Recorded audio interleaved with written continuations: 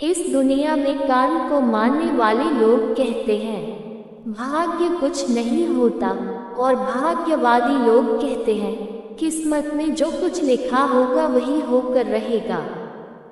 यानी इंसान कर्म और भाग्य इन दो बिंदुओं की धुरी पर घूमता रहता है और एक दिन इस जग को अलविदा कहकर चला जाता है।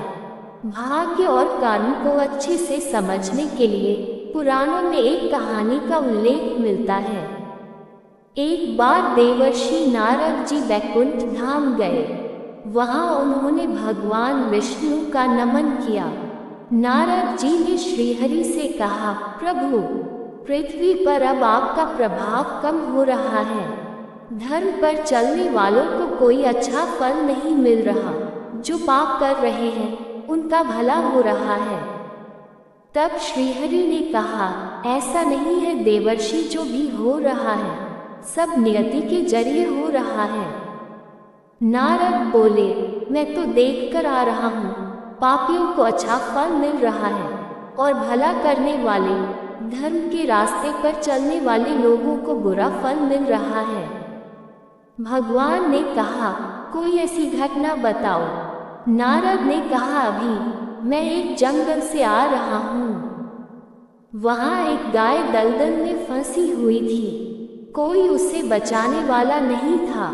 तभी एक चोर उधर से गुजरा। गाय को फंसा हुआ देखकर भी नहीं रुका। वह उस पर पैर रखकर दलदल लांघकर निकल गया। आगे जाकर चोर को सोने की मोहरों से भरी एक थैली मिली। थोड़ी देर बाद वहां से एक वृद्ध साधु गुजरा। उसने उस गाय को बचाने की पूरी कोशिश की। पूरे शरीर का जोर लगाकर उस गाय को बचा लिया, लेकिन मैंने देखा कि गाय को दलदल से निकालने के बाद वह साधु आगे गया तो एक गड्ढे में गिर गया। प्रभु, बताइए ये कौन सा न्याय है?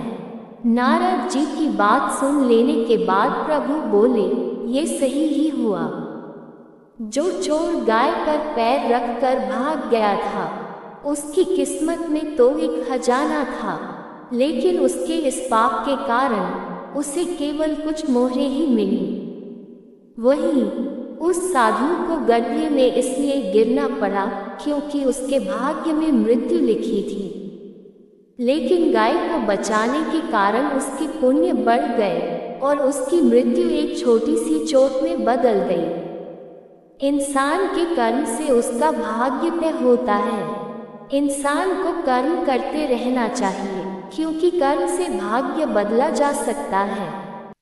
कहानी कैसी लगी कृपया कमेंट करके अवश्य बताएं। वीडियो को लाइक शेयर अवश्य करें। नई कथाओं के लिए चैनल को सब्सक्राइब करें। आपका साथ और सहयोग हमेशा बना रहे।